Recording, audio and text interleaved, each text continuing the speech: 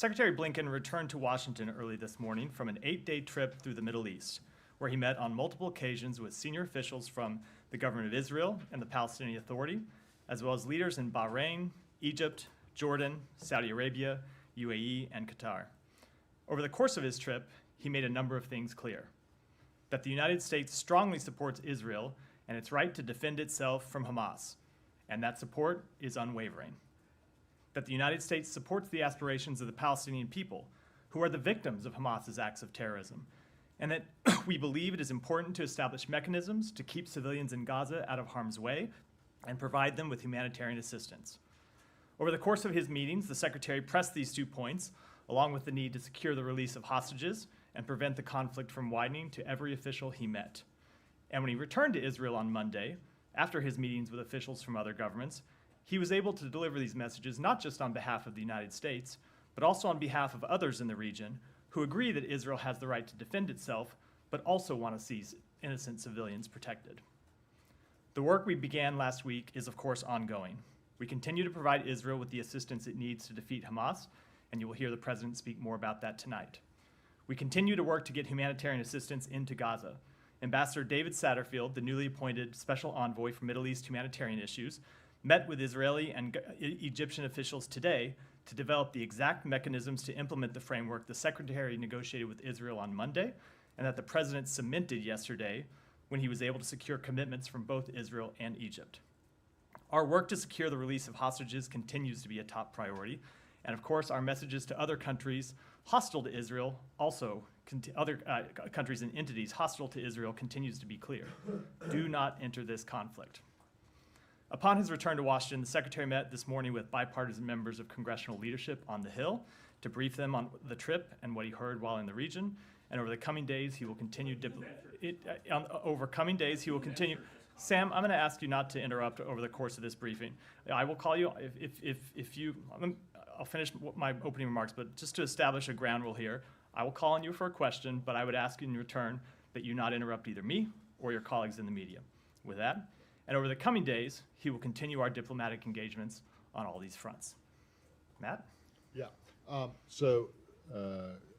want to start with something that is non-Mideast, just because I want to get it out of the way at the top, and that is the arrest in Russia of RFE journalist. Do you have anything to say about this? I do. We, of course, have no higher priority than the safety and security of U.S. citizens overseas. We are aware of reports concerning the detention of Alsu Kurmasheva in Russia. Whenever a U.S. citizen is detained overseas, the department works to provide all appropriate assistance. We have not been officially notified by the government of Russia about this arrest yet, but this is a case we have been tracking since May, when the Russian government seized her passports and prevented her from leaving the country. We haven't made the details of our work public until now because we thought it was not helpful to the cause to get her to leave. But this appears to be another case of the Russian government harassing U.S. citizens, which is why we continue to have a level 4 travel warning and encourage all U.S. citizens not to travel to Russia for any reason. Okay. So when you say that they haven't, there has been absolutely no radio silence, at least so far, from the Russians about her case. That's correct. And okay. I'll just say one thing about that. She's a dual citizen. Yeah. And as you're aware, the Russian government has refused, as often in the past, refused consular access when it comes to cases of dual citizenship. So we will be seeking more information about the case. And now on to the Middle East, and I'll just have one, and then I have to go. But is there any update on the situation at Rafah in terms of getting humanitarian aid in and American citizens out? So, as you saw, the President say on Air Force One yesterday on his trip back from Israel, he spoke with President Sisi, and President Sisi committed to opening Rafah to allow the delivery of humanitarian assistance. Ambassador Satterfield met with officials from the government of Egypt and the government of Israel today in Israel to negotiate the exact modalities by which we can implement the agreement that the President secured. So over the coming days, we will. I think what you will see, can't get in the exact timing, but we expect it to be implemented soon, details for humanitarian aid to go in. And of course, if Rafah Gate is open to allow humanitarian aid to go in, we will be trying to get out the American citizens who are in Gaza who want to leave. Okay, thank you. Go to follow up on that, Matt. Why is it only 20 trucks at this point? Do you have any firm agreement from the Egyptians to allow American citizens to leave via the Rafah crossing? Do you have an estimate on how many are trying to get out in that route? So I will say, just with respect to trucks, I don't want to speak to what the exact agreement will look like, because that is a matter that continues to be negotiated, that Ambassador Satterfield is on the ground negotiating.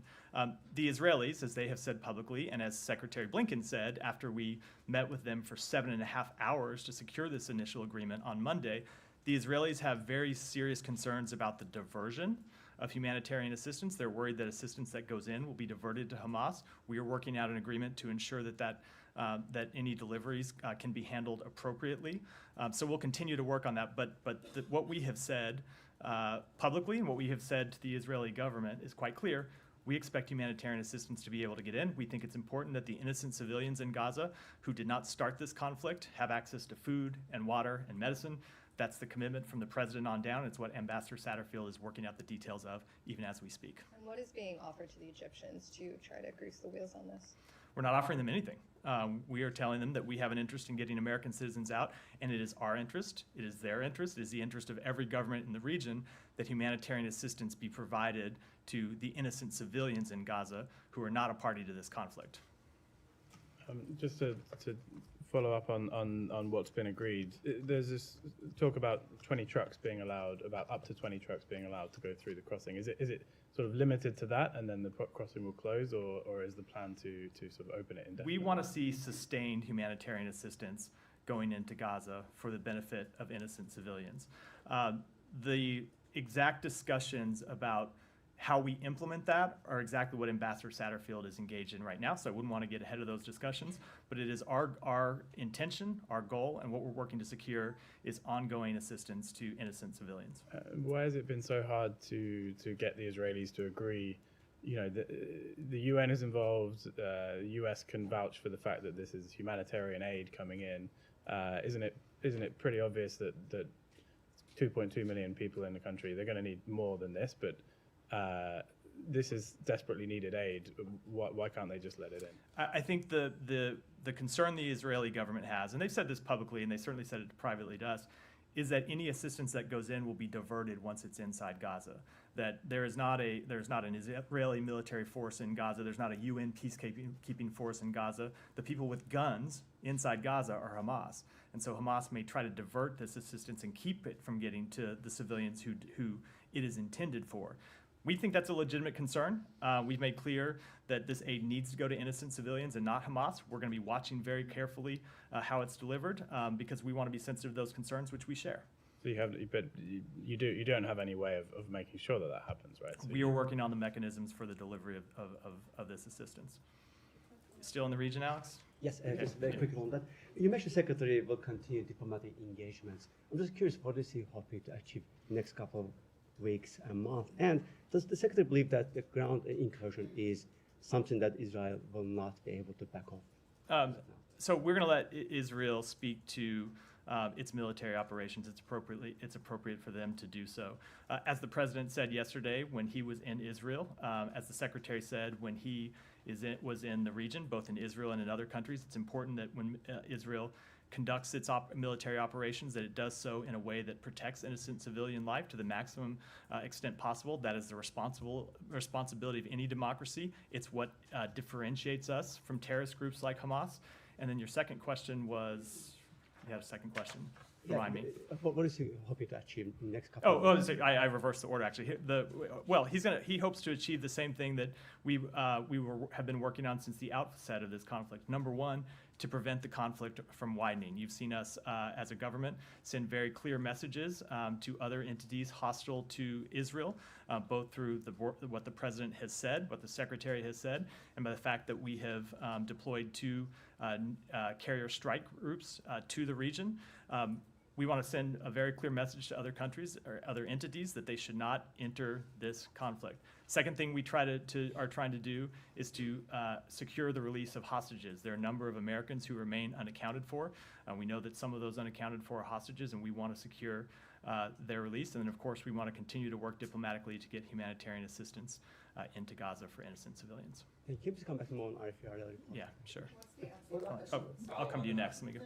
Actually, Or- you stopped. You said two carriers, strike carriers, Eisenhower and the General Ford.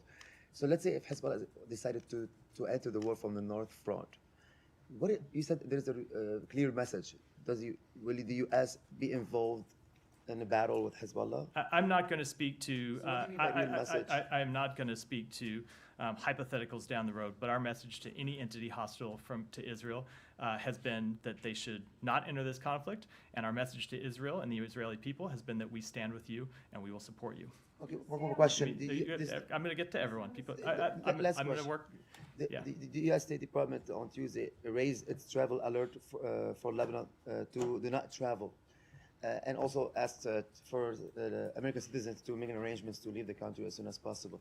Do you have any additional information about the situation in Lebanon? Do you think it might escalate? And do you have why you're asking U.S. citizens to leave as soon as possible? So we have taken that measure because we've seen events on the ground. Well, let me back up and say we are constantly assessing the safety and security of our personnel in every place where we operate overseas. We are constantly assessing the safety of the situation on the ground so we can give appropriate travel warnings and appropriate guidance to American citizens. We took the step in Lebanon because we've seen increased activity there that we thought warranted it. You've seen a number of protests around the U.S. Embassy, for example. And then earlier today, we issued a worldwide caution alert where we advised U.S. citizens that due to increased tensions in various locations around the world, the potential for terrorist attacks, demonstrations, or violent actions against U.S. citizens and interests, the Department of State advises U.S. citizens overseas to exercise increased caution. Jennifer, On the matter of the American citizens, how many are unaccounted for? How many have been confirmed deceased? And has there been any progress in discussions to try to get them released? 32 are deceased. 11 remain unaccounted for. With respect to our work to secure the release of hostages, that work is ongoing. It's something we've spent a lot of time. The Secretary himself was focused on it while we were in the region, and others inside our building, inside our department, and others in the government have been worked on it. But I don't think it's productive to talk about. Do you still effort believe that they are all publicly. being held in disparate places? Is there an understanding they may have been moved? Do you have a concept of who is actually I don't holding want them to right offer now? a public assessment of where they might be or their situation. Thank you. And with the worldwide caution alert today, can you just confirm if that's the third time that that's happened since that worldwide caution system was devised? I don't know. I'll be happy to check. And also, the director of this department's political military bureau, Josh Paul, resigned. It appeared that he felt like Israel had deferential treatment when it comes to arms sales to the IDF and checking individual units' human rights records. Is he right? So let me say a few things about that. Number one, we understand, we expect, we appreciate that different people working in this department have different political beliefs, have different personal beliefs, have different beliefs about what United States policy should be. In fact, we think that's one of the strengths of this government. One of the strengths of this department is that we do have people with different opinions. We encourage them to make their opinions known. It, of course, is the president that sets policy, but we encourage everyone, even when they disagree with our policy, to make their leadership know. Secretary Blinken has spoken to this on a number of occasions when he said that he welcomes people exercising the dissent channel. He finds it useful to get conflicting voices that may differ from his opinion, that he takes it seriously, and it causes him to reflect on his own thinking in terms of policymaking. But I will say, with respect to the specific criticism that has been aired, we have made very clear that we strongly support Israel's right to defend itself. We are going to continue providing the security assistance that they need to defend themselves. We think they have a right, not only a right, but an obligation to defend themselves against these terrorist attacks. I think any country would do that. But the president and the secretary have spoken to this very clearly, that we expect Israel to abide by all international law as they defend themselves.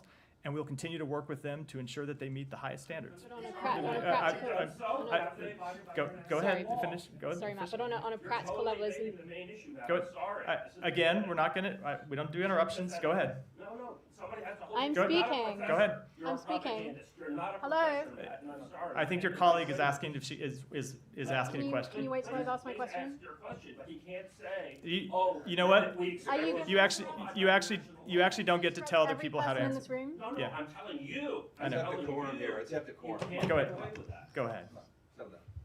Thank you. So, just on a practical level, does the military aid that goes to Israel, does it have the same vetting treatment as, say, for example, Saudi Arabia and Egypt? Like, does the Leahy Amendment apply to Israel when military aid is being vetted? We comply with all applicable statutory requirements and regulatory requirements in our provision of military assistance to Israel, as we do to every other country in the world. Can I ask a question? Go ahead. Thank you. Thank you, Matt. Do you have any figure on the number of Palestinians dead in Gaza thus far? I have seen the reported numbers. They're not U.S. government figures, but just as I've seen the Israeli reported It figures. is close to 4,000 people that have been killed, maybe mainly civilians. What kind of protection is the United States willing to give the Palestinian civilians? I mean, obviously, they are told to move from one place to another, yet they are targeted. So you keep saying that you ask of Israel that to protect civilians. Have you seen any measure by the Israeli assault thus far where it has actually taken the protection of Palestinians into consideration? We are working with the government of Israel. This is part of Ambassador Satterfield's charge, not just to get humanitarian assistance flowing into Gaza, which is something I've already spoken to at length, but not just to get humanitarian assistance flowing into Gaza, but also to establish places inside Gaza where innocent civilians can be safe from harm's way. That work is ongoing, but it is a high priority for us, and we are in discussions with the government of Israel about it, as well as the UN and other international bodies. So do you agree with the Israeli call of the United Nations to evacuate 1.1 million Palestinians to go south? I'm not going to speak to that specific question, but I will say it is important that Palestinian civilians have the chance to get out of harm's way. If Israel is conducting military operations in Gaza City or in other areas, it is appropriate to establish places where Palestinian civilians can be safe from military attacks, and that's what we're trying to do. So you know that those who have actually gone south now going back north because they have been hit time and time and time again? What I would say to that is exactly why we are working to establish these areas where they can be safe from harm. I have a couple more questions. One on your veto at the United Nations that was cast yesterday. Why would you cast a veto on a call to end hostilities for a very brief time so you can get human assistance going through? All other members of the Security Council, with the exception of Russia and England that chose to abstain, voted for such a measure. I would say a few things about that. Number one, we thought it was very unfortunate that resolution did not recognize Israel's right to defend itself in the face of these terrorist attacks. We think that is an important principle. I'm going to go back to what I said a minute ago, which is that Israel just suffered a massive terrorist attack, something that is 10 to 15 times the impact of 9/11 when you look at it on a per capita basis. Any country would defend it. Saeed, let me. I'm gonna answer. I'll give you a follow up where you can make your point or answer your question. Any country would defend itself in those situations. The other reason we exercise that veto is there is ongoing diplomatic work about this very question right now. The work that Ambassador Satterfield is conducting, the work that others in the region are conducting to try to establish areas where civilians can be safe from harm. With that work ongoing, and with a resolution that did not exercise Israel's right to defend itself, we thought this step we took was the appropriate one. Go ahead. So, in your view, what is Israel's end game? I mean, what we have seen is an increased assault that ends up killing a lot of civilians, and that seems to be, the trajectory for, the next few days and so on. What is, in your view, what is Israel's end game, or what should it be? Because you obviously are in talks with them. You talk with them at the level of the president, at the level of the Secretary of State, and so on. What is their end game? It's a good question. So I was just in with the Secretary, a number of meetings with officials from the government of Israel, including with Prime Minister Netanyahu. And what they tell us privately is the same thing that they have said publicly, which is at the end of this conflict, they want a situation where Hamas can never again govern and run Gaza in the way it has. They want to ensure that Gaza is not a place where Hamas can continue to exist and launch terrorist attacks against Israel, which we believe is a completely legitimate and appropriate position that any country would take. We also, as the President has made clear, as the Secretary has made clear, to continue to engage with them on how best they can achieve that goal while protecting innocent civilians from harm. So we're talking about regime change, just for the lack of better words, right? You can call it whatever Okay. word you want, but All they want Gaza not to be administered by a terrorist organization that is launching attacks that kill I have one more 1,300 question. innocent civilians. I have one more question about the situation in the West Bank. Please, please, can I please finish my question? Thank you. I mean, thank you. On the situation in the West Bank, can you update us on the situation in the West Bank? Because since October 7 until now, 86 Palestinians have been killed by Israeli soldiers. There are fears that they are going to storm the camps anytime, like Jenin camp, whether these reports true or not, and so on. But are you prepared for such an explosion in the West Bank? So we have made clear that from the outset of this conflict, from the very first day, one of the things that we were trying to do was keep violence from spreading, to keep the conflict from spreading to other areas. So that's something we talked with President Abbas about when the Secretary met with him twice. It's something we talked about with other leaders in the region. It'll continue to be a priority. Go ahead. Thank you, Matt. Can you give us an update on what happened in the hospital? Yesterday you said, the NSC spokesperson said, we are still gathering information. Do you have any update? We are still gathering information, but based on our initial assessment, it is the assessment of the intelligence agencies of the United States government that the explosion at the hospital was a result of a failed rocket launch by militants in Gaza. And if I may, I know it's too early to ask this question, but is there any diplomatic back channel? Are you talking to them? I know you are in contact with all the Arab leaders now, but is there any horizon for a political solution or something? How open are the Israeli now for that? A political solution with Hamas? No, for the aftermath. I see. Look, it is something that we discussed with the Israeli government when we were there. It's something that the Secretary discussed with other leaders in the region. We are obviously in the very early days of this conflict, but it is something that everyone agrees needs to be a priority in ensuring that whatever happens to Hamas at the end of Israel's military operations, that something new be established, and I expect that will be the focus of a good bit of diplomatic work over the coming weeks. You mentioned many times that you are working very hardly to not let this conflict widening. In case, I want to repeat the question about Lebanon, in case there was any engagement by any other party, whether Hezbollah or others, what is the scope of your intervention here? To intercept, to stop, or what?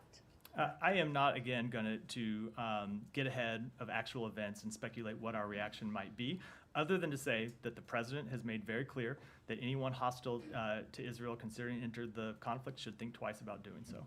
So one last question. Are you negotiating with any other countries regarding the hostage, especially with Qatar? Because there are ongoing diplomatic engagements with respect to this question. The Secretary was personally involved in this issue when he was in the region, but I don't think it's productive to the outcome we're trying to achieve to talk about those engagements publicly. May I do this? I'm going to go here, and then I'll go do these. I'll work this. Crossing the border at risk, and why can't the United States support the position that actually, at least during this time, there will be a ceasefire?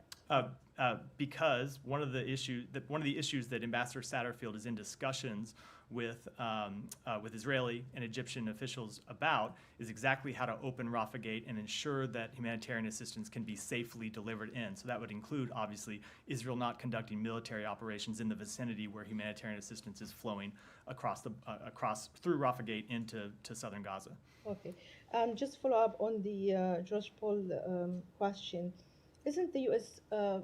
Policy that U.S. weapons should not be used against civilians, especially lethal weapons?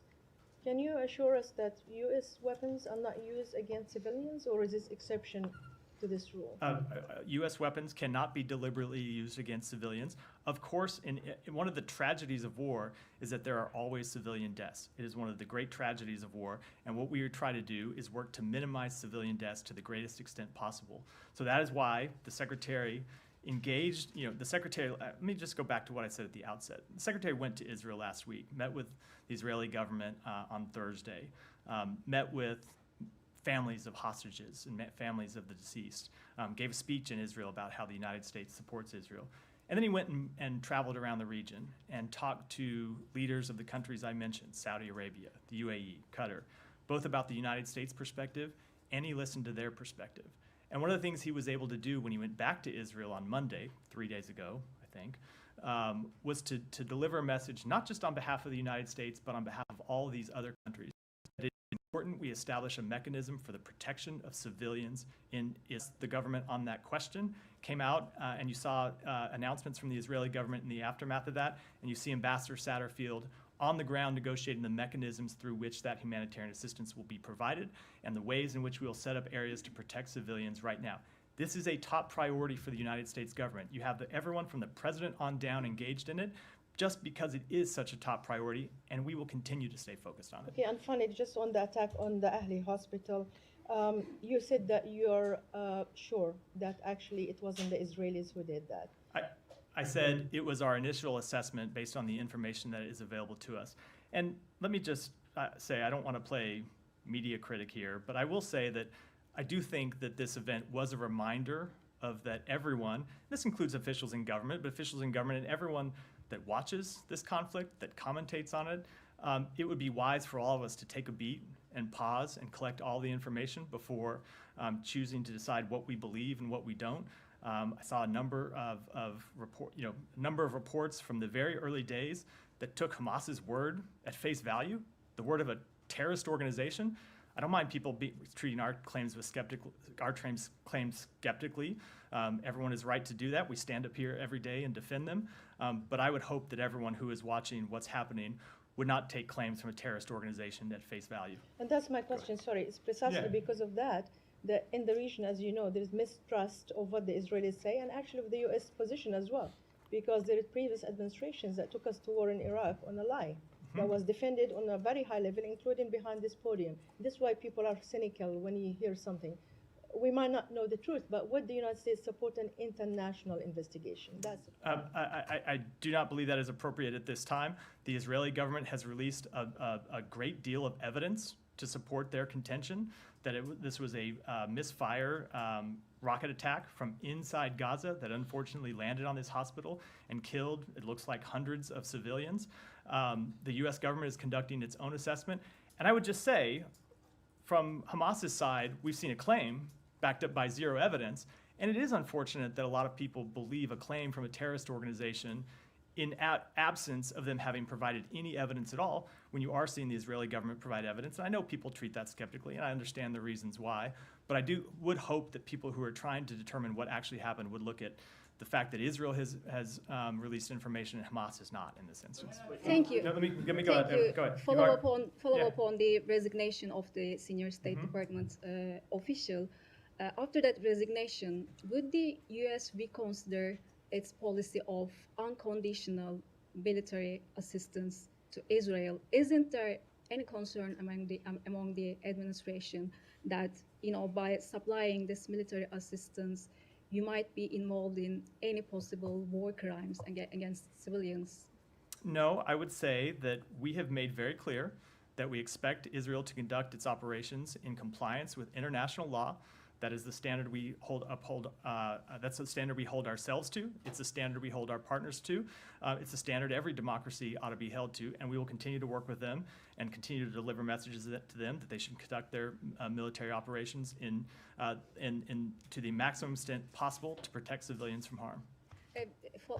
I have a follow-up on the hospital attack. Would the U.S. consider making that evidence, that data related to hospital attack, public? I don't want to speak for those are not assessments that are conducted in this building, and I wouldn't want to speak to other agencies' equities from here.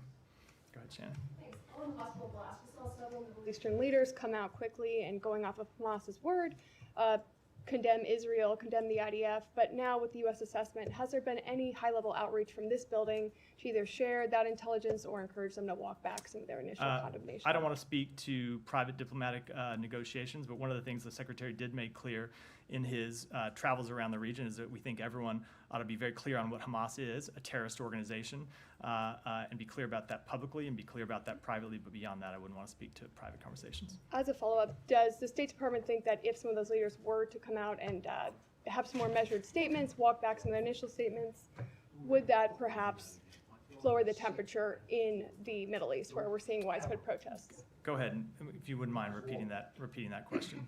Is the view of the State Department that if some of these leaders were to walk back their initial statements, encourage caution, as the State Department has, would that perhaps lower the temperature where we're seeing some of these widespread protests? I don't want to speak to what other leaders should do. But I would say we have made very clear that we think everyone ought to be open and crystal clear in talking about the fact that Hamas is a brutal terrorist organization that killed hundreds and hundreds of Israeli civilians. And of course, we would hope that everyone that looks at what happened in the explosion at the hospital would look at the evidence in making up any determinations and not just rely on the word of Hamas. Go ahead. Thank you, Matthew. Excuse me. Why did the State Department allow for the lowering of flags in the aftermath of the hospital attack per a department cable sent out to U.S. diplomat and consular posts, but not in the aftermath of the October 17 Hamas attacks on Israel?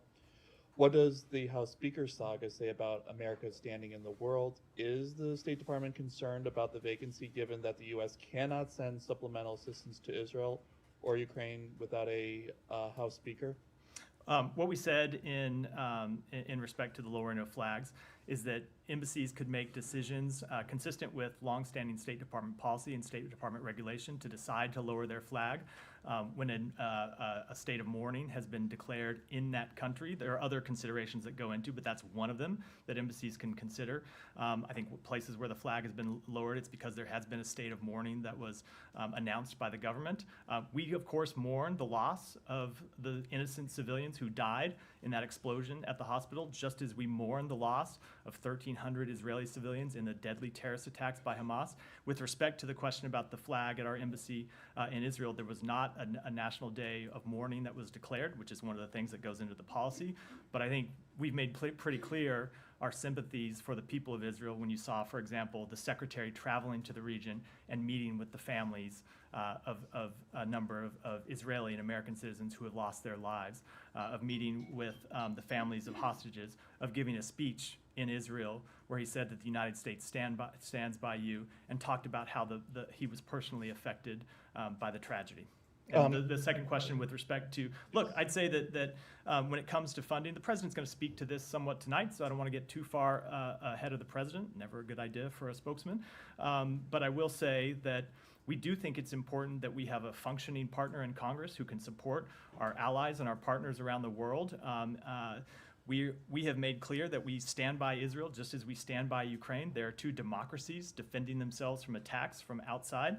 And so as we do everything we can as an executive branch, there is a time when we're going to need to go to Congress for more assistance, and it would be nice to have a functioning partner in that regard. And the National Security Council of Israel raised the travel warning to Turkey to its highest level, warning any Israelis in the country to leave. Are you concerned about the safety of U.S. nationals in Turkey, and how do you intend to handle this with Turkey, which is a NATO ally? So I won't speak to the question of the travel warning, but as I said, we issued a general, the travel warning that was not issued by the United States. As I said, we issued a general travel warning for Americans all across the world to take caution and be on the lookout for increased tensions wherever they might be. And I would encourage any American who's traveling overseas to enroll in our Safe Traveler program so they can get updates about where they are or about conditions wherever they might be. Go ahead, Janie. Thank you. Thank you, Matt. Russian President Putin and Chinese President Xi Jinping blamed the Middle East crisis on US's faulty diplomacy, and they said that they supported Hamas. Meanwhile, China says it will act as a mediator for peace between Israel and Hamas. Do you agree to Chinese arbitration? I would just say that the instigator of this current conflict is Hamas, plain and simple, full stop. It is Hamas that launched a deadly terrorist attack inside Israel and killed hundreds and hundreds of civilians. With respect to potential mediators, I would say we think at this time the appropriate step is not mediation with Hamas, but Israel defending itself, as any country could. I will say, however, that one of the things the Secretary did while he was traveling in the region is to reach out to his Chinese counterpart and call Wang Yi to make a very clear point, which is China has lines of communication with a number of countries in the region. We have said in this, going back to the Secretary's trip to Beijing in June, that one of the reasons we wanted to have lines of communication open with China was that so when there are crises across the world, not just bilateral issues between the United States and China, but when there are other crises, that China can use its lines of communication or its influence for good. So if China could do something to prevent the conflict from widening, that is certainly something that we would welcome, but I don't think that goal of ours is consistent with the proposal that you mentioned. As you know, the North Korea continues to transfer weapons to Russia. Does the U.S. have any tools to block armed trade between Russia and North Korea? So we've spoken to this somewhat before, back before this latest crisis. I will say that, as I said back then, part of the reason Russia has had to go around the world looking for arms is because of the sanctions and export controls that we have imposed on them. One of those states is the DPRK. We have released information to show that military assistance is already moving from DPRK into Russia. We will closely monitor that, and we will take whatever steps we can to hold the parties to account as we have in the past. Matthew, good afternoon. Two questions, if you would, please. One, the Catholic Patriarch of Jerusalem, his name is Cardinal Pier Battista Pizzaballa. He recently said he would allow himself to be taken hostage by Hamas if Hamas would release the children they are currently holding in captivity. One, is the State Department aware of that offer? I've seen public reports about it. I don't have any comment about it. Our position all along has been that Hamas should just release the innocent civilians that it's holding. It's not necessary to have any further negotiations. These are in many cases children, in some cases babies, and that Hamas just ought to release them. Does the State Department believe the Vatican can play a role in helping free the hostages? We would welcome diplomatic engagements by any country to try and secure the release of hostages. And number two, please, more specific. Holy Family Church is the only Roman Catholic church in Gaza. In fact, it's located in Gaza City, the northern part of Gaza City. Right now, it's housing hundreds of refugees. They have little food, little water, little electricity, few mattresses. The new aid the Biden administration is sending, the $100 million, do you believe, does the State Department believe that money will get to that church, Holy Family Church, to help those civilians there? I can't speak to where exactly the aid will be delivered with respect to any one entity inside Gaza. What I will say is the mechanisms we are trying to establish now, that Ambassador Satterfield is trying to establish, are to ensure that food, water, medicine gets to any innocent civilians in Gaza who needs it. That could possibly include a church, it could include others. The point is that any innocent civilian, not a Hamas terrorist, but an innocent civilian should have access to the food, water, medication, and other humanitarian assistance that they need for their daily lives. Abby. Follow up on the Rafah border crossing. I know we're looking at 20 trucks possibly coming across, but how much aid total is waiting to come across that border? And can you give any more details on, once it crosses over, how it will be distributed and where it will go? Both of those are questions. I know there's a number of aid that's pre-positioned by various agencies and nonprofits outside of Rafah in terms of how it will be delivered inside Gaza. When it moves through Rafah into Gaza are questions that we're working through right now. And one more follow-up on the worldwide threat. Were there any specific threats that the State Department saw that led them to issue that alert? I would just say we're monitoring conditions around the world. We're monitoring conditions in the region. We take a number of factors into consideration when making that determination. It's not necessarily any one thing, but everything that we're watching around the world. Still on Israel? Or? Yeah. Go ahead. Yeah, go ahead. Sorry. Afghanistan, please. Oh. No, go ahead, and then I'll come to you. Go ahead. Thank you very much. We can move to something else. Afghanistan people has a lot of problem. Pakistan and Iran try to, kick them out, and they want them to leave Iran and Pakistan. And so many refugees live in these two countries. There is any way to bring a little pressure on these two countries, Pakistan and Iran, to keep Afghan refugees so far, because some of them, they try to leave Pakistan and Iran to come to the United States, and some other country, they have a lot of difficulty, and they push them to leave the country. I would say that we urge all states, including Pakistan, to uphold their respective obligations in their treatment of refugees and asylum seekers and to respect the principle of non-refoulement. We strongly encourage Afghanistan, I probably messed that up, my French is not so great. We strongly encourage Afghanistan's neighbors, including Pakistan, to allow entry for Afghans seeking international protection and to coordinate with international humanitarian organizations such as UNHCR and IOM to provide humanitarian assistance. Go ahead. Thank you. Yesterday, the U.S. forces in Iraq engaged with 3 attacks, drone attacks. The second drone attack resulted in minor injuries to the U.S. forces. Do you think that this is a message from the Iraqi militia to U.S. forces in the region? If they are doing what they are doing in the region with Israel, then they are getting involved into this war? And secondly, who do you blame for this? I would say with that's a matter we're still looking into. We obviously take very seriously the safety and security of all Americans overseas, especially our forces serving overseas. And for further comment, I'd refer you to the Pentagon. Yeah, and secondly, Egypt's President Sisi suggesting Nakab instead of Sina for Gaza refugees. Do you support the idea of what was President Sisi? He's suggesting Nakab deserts to settling the Gaza refugees instead of Sina. This is inside Israel. Do you support the idea of resettling the Gaza refugees inside Nakab deserts in Israel? I will say one of the things that we heard in our travels around the region, first and foremost from President Abbas, but also from many other regions, is that the idea of Palestinians leaving Gaza was a non-starter.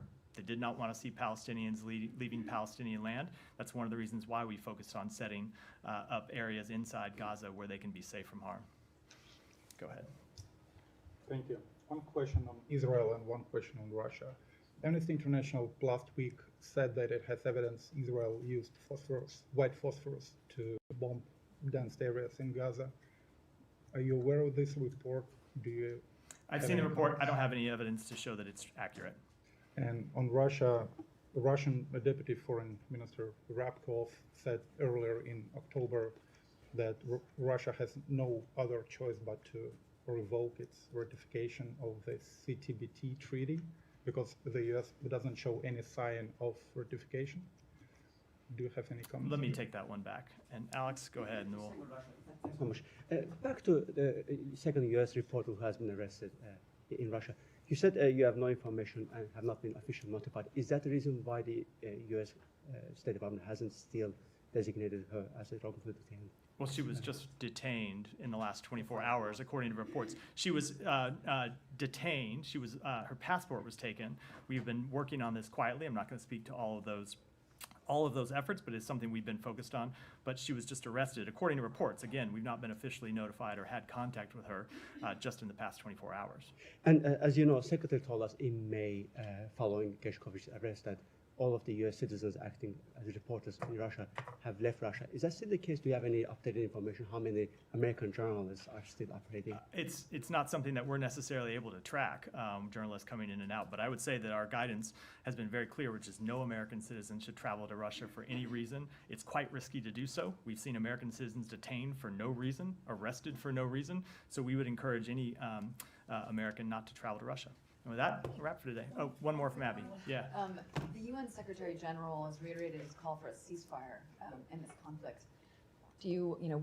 How do you respond to that with the UN taking that message? That is not our policy. We support Israel's right to defend itself. You have to remember that Israel is still under attack. Hamas is still launching rocket attacks at Israel that have killed innocent civilians.